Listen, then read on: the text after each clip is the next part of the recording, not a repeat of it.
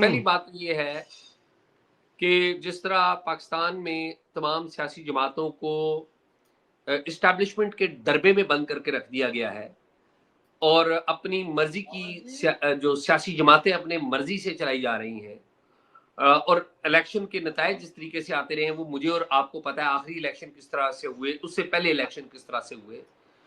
तो यही फार्मूला कश्मीर में अपनाया गया 2021 में। पूरी आप देख लें, सियासत को काबू में करके एक साहब सरदार तनवीर इलियास को लाया गया, बड़े पैसे खर्च हुए, इस्टेब्लिशमेंट का भी नाम आया कि जी इस्टेब्लिशमेंट ने भी इस जिसे कहते हैं बहती गंगा में हाथ धोया है, और लोगों के नाम भी आए। तो अगले साल 22 को इमरान खान साहब को फारग कर दिया गया। अब खान साहब तो फारग हो गए, लेकिन आजाद कश्मीर में एक फॉरवर्ड ब्लॉक बनाया गया।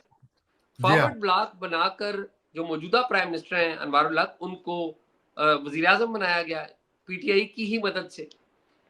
अब सूरत हाल ये है कि वहां पर छोटे छोटे मसाइल पहले भी चल रहे थे। 2023 में भी लोगों ने शोर मचाया था, आपको याद है, रेंजर्स गई थी यहां से।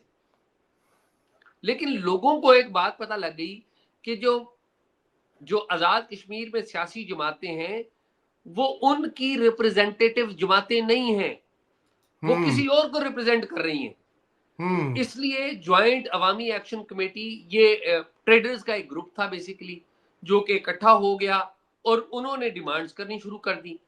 और जब ये ग्रुप इकट्ठा हुआ, और अभी तक हमारे कुछ जिसे कहते हैं ना आकबत अंदेश जो लोग हैं, ठीक है, और हमारे बेवकूफ लोग और बाज जो ताकतवर है वो डफर्स, जिनको डॉक्टर आसमा जहांगीर साहब डफर्स कहती थी ना, मैं उनकी बात कर रहा हूँ।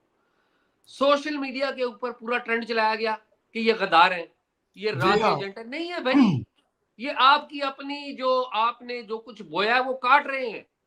ये लोग सीधी सीधी अपनी राइट्स की बात कर रहे हैं और अपनी बड़ी जेन्युइन बातें कर रहे हैं। वो मिसाल के तौर पे वो कह रहे हैं कि जी 12 सीटें जो हैं वो आपके पंजाब में या बाकी जगहों से आप मुंतखब करते हैं। चवन के ऐवान में 12 बंदे बड़ा रोल प्ले करते हैं, मेक ब्रेक कर सकते हैं। बिल्कुल। फिर उनको भी आप पैसे देते हैं, डेवलपमेंट के बजट देते हैं, जो कि आके इन्फ्लुएंस करते हैं। फिर वो कहते हैं कि जी अल्लल्ले तल्लल्ले जो ब्यूरोक्रेसी के वहां पर हैं वो खत्म करें। क्या ये गलत बातें हैं? मुझे ये बताएं। नहीं, बिल्कुल गलत बातें नहीं।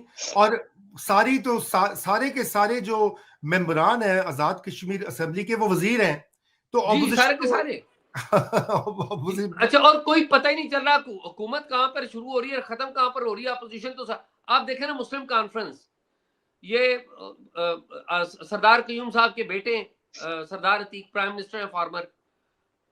तांगा पार्टी, एक बंदा है, एक बंदा ईवान के अंदर, और उसके ऊपर अभी इल्जाम लग गया। मैं आई रिस्पेक्ट सरदार अतीक साहब, उनका एक लेगेसी है, आई रिस्पेक्ट, मैं उनकी पर्सनल बात में नहीं कर रहा हूं।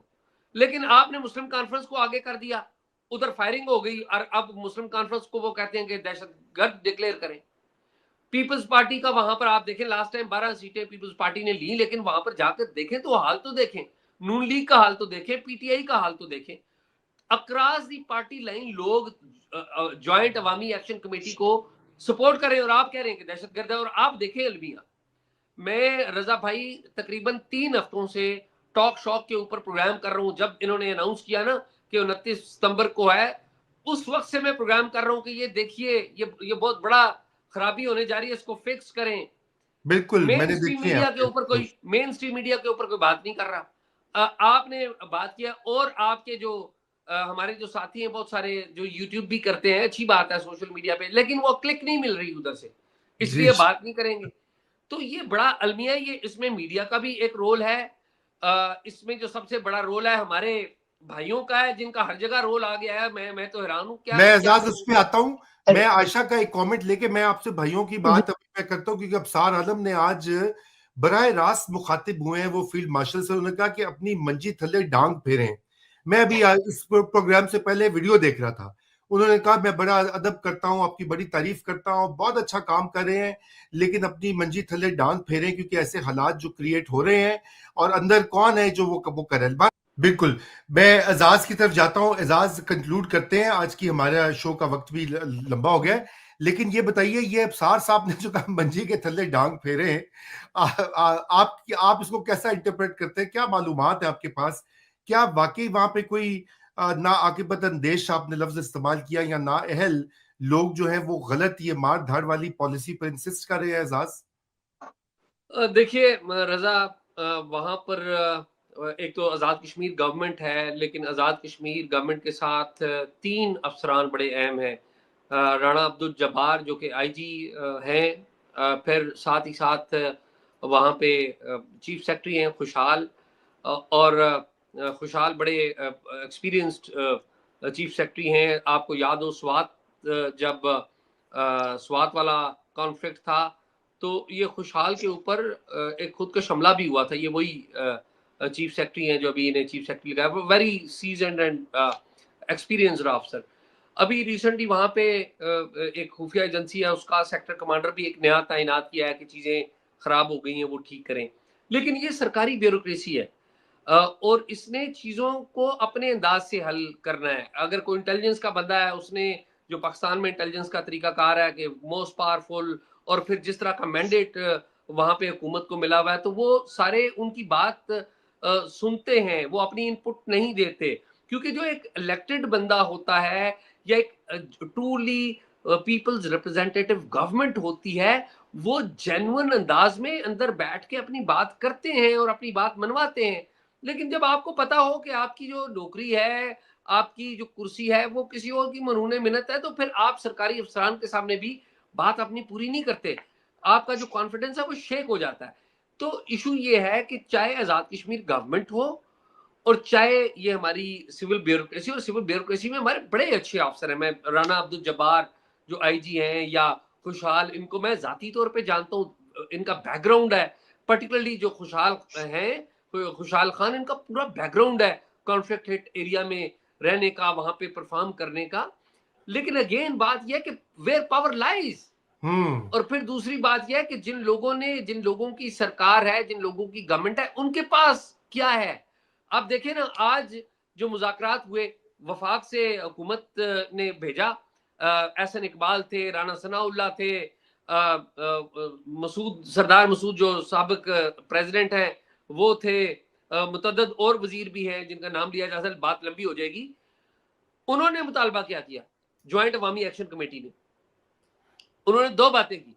उन्होंने कहा, एक तो यह है कि हम जो प्राइम मिनिस्टर आजाद कश्मीर और मौजूदा जो गवर्नमेंट है वहां की जिम्मेदार, उसके साथ बात नहीं करेंगे। They are responsible for whatever has happened.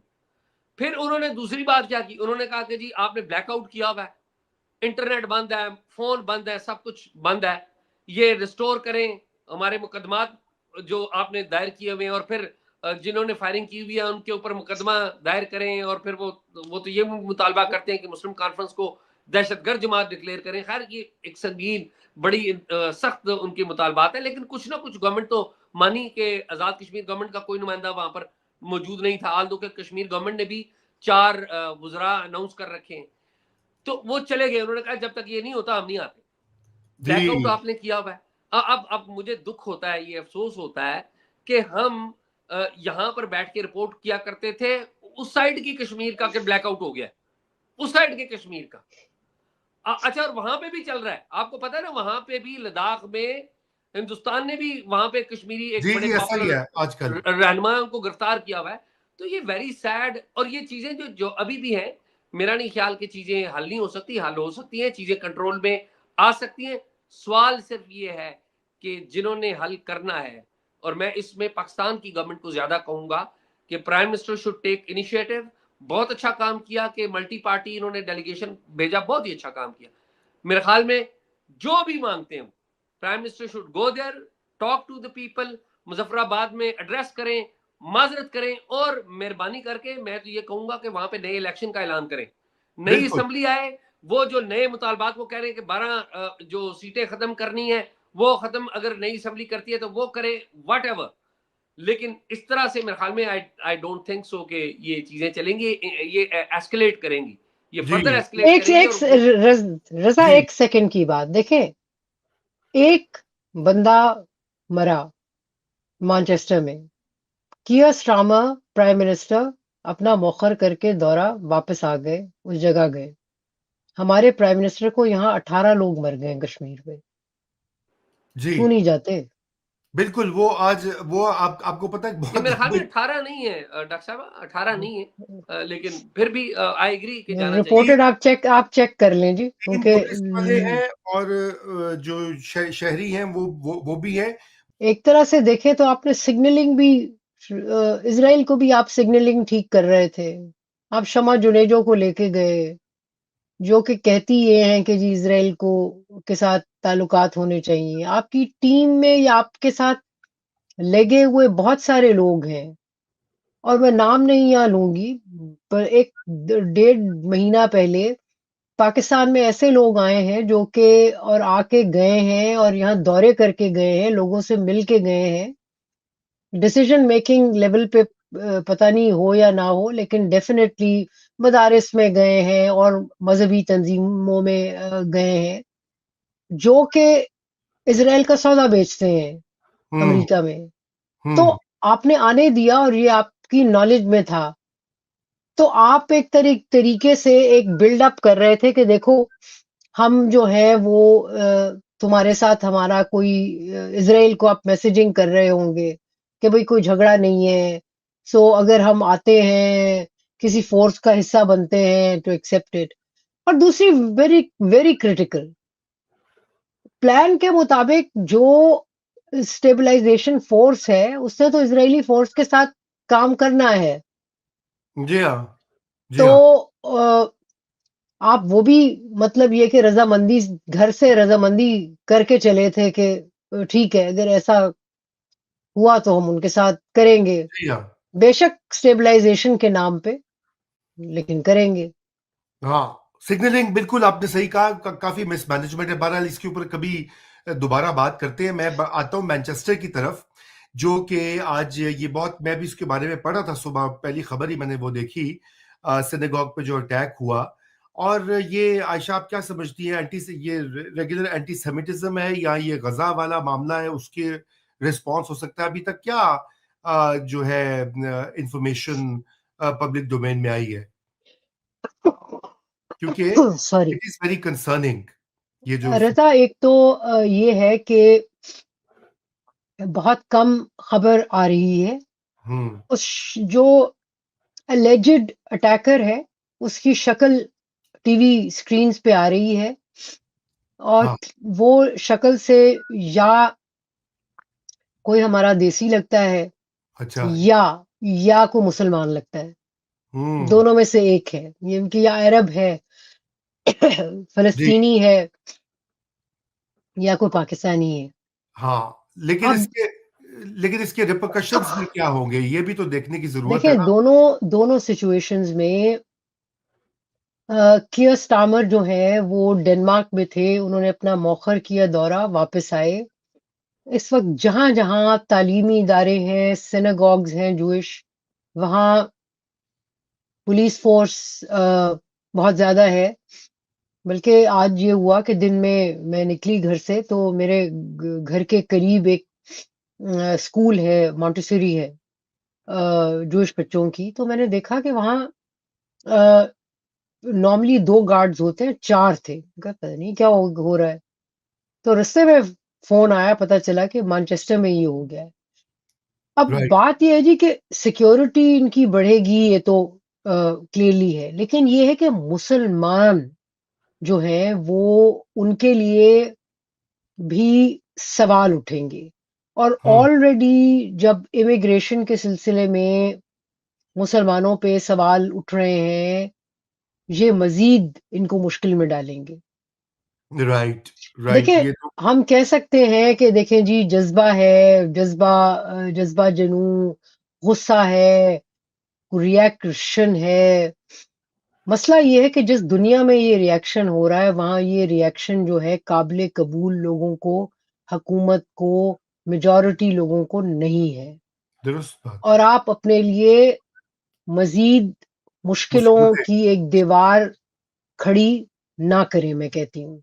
क्योंकि बिल्कुल। इस वक्त वो वक्त है जब आप डायलॉग अपने बिहेवियर से और अपनी कन्विंस करके बात से कायल करें, कायल नहीं भी कर सकते तो अपनी बात करते रहें। जरूर